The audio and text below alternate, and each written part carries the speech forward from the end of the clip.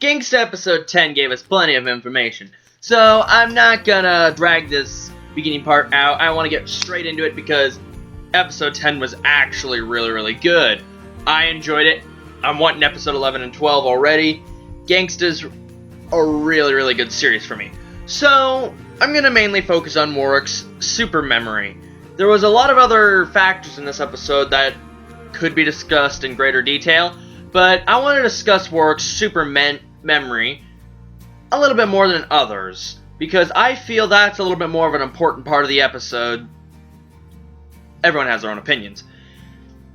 So, we come to find out from Dr. Theo that from Nina, her mouth and all that, that Dr. Theo is relied upon. He's the only physician that makes Celebrer, he literally gets the ingredients for it off the black market, makes it, and sells it for a lot cheaper price than the official drug, and he cares for Twilights. So that makes him really reliable on Twilights and everyone else. He's a really nice doctor. He may seem scary at times, he may, complain and all that, but he's actually a really good person.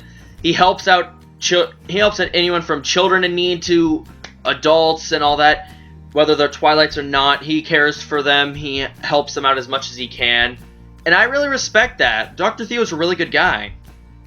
So, apparently, we find out, while Worick is naming off the names and relations of the bodies and all that, from Bastard and all that, we find out from Chad that Dr. Theo had called Worick's thing that he does when he was able to recall so much stuff about people he's probably met once or twice only in his life, even passing by, or maybe he's spoken once. He has a super memory syndrome, and he's always been like that for his entire life. So his super memory syndrome is what causes the Handymen to be really not associated or aligned with a specific group. Although Danny, or Gunslinger Danny, the Monroe family, does care and hire the Handymen a lot, and they have some personal ties between each other, they're not exactly associated with the Monroe family. They are willing to get hired by any of the other groups because they can't align themselves because of Worick's super memory. Whether it's someone just walking down the street, he can remember that face for all of his life. He can remember the smallest details. Basically, he has photographic memory enhanced times 20 and all that. He can remember super small details about a person or their relationship or their how their voice fluctuated.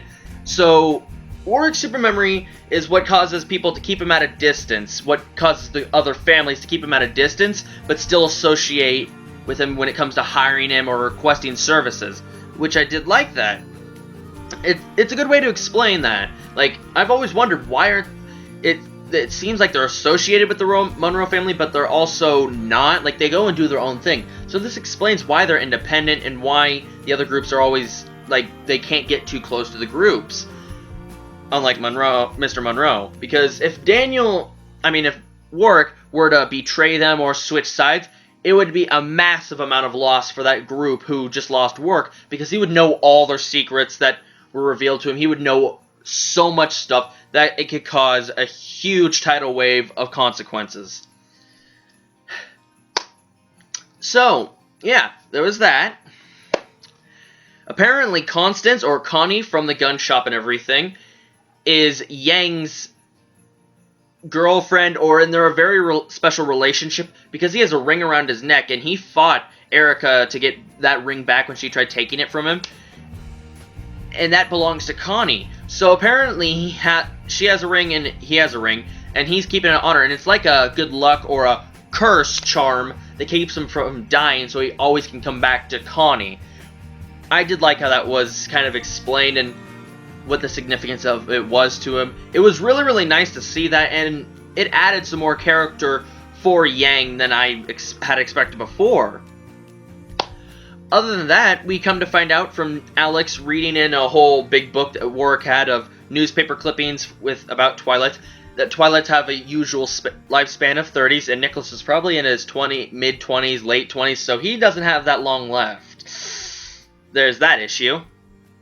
That if they don't take Celebrer, they can suffer some severe consequences, like they have hemorrhages, tumors, their systems start shutting down, and even some cases it'll lead them to death.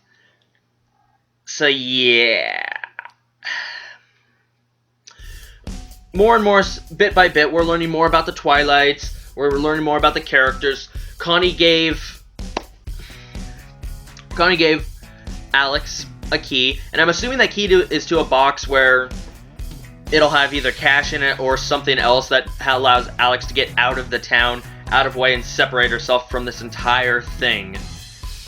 So I don't know. I'm just guessing on that. And then we have the enemy group start making its move. It cuts the power lines. It's going to attack the Paul Klee Guild. It's already slaughtering a couple people. Doug is going to act as a messenger to Galahad or Miss Christiana, one of her right-hand men and all that. He's going there to send a message to Sir Paul Klee and go check on Galahad. Some of the Twilights are already being slaughtered there. They're making their move on the Paul Klee Guild in the abandoned district. Shit's going down. Shit's going down. It really is. We even have a Worick encounter one of the enemies, but he doesn't realize it, in the street. It's an unfamiliar face. He's gonna remember that. That guy actually looked really cool. His character design, the white hair, the tan skin, that like staff or whatever, it was like this on his back. It was like a cross, but it's obviously a weapon on his back. I like that. His character design seems pretty cool. His voice acting, just from the few words they exchanged, was really nice. So shit is getting real. The enemy organization is making their move. The guy who's double-crossing, who's betraying Danny and all that, that guy who's under his family and working with the Corsica family and had walked into Bastard before Eric and all them went on their rampage, that guy, he's already pulling his gun out, and he's going to be most likely attacking Danny. Danny's going to defend himself, so shit is, yeah.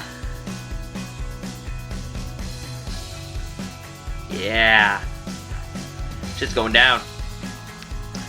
But I really did like the whole, we focused a little bit on Worick's super memory and how what the consequences of it is and what's exactly happening.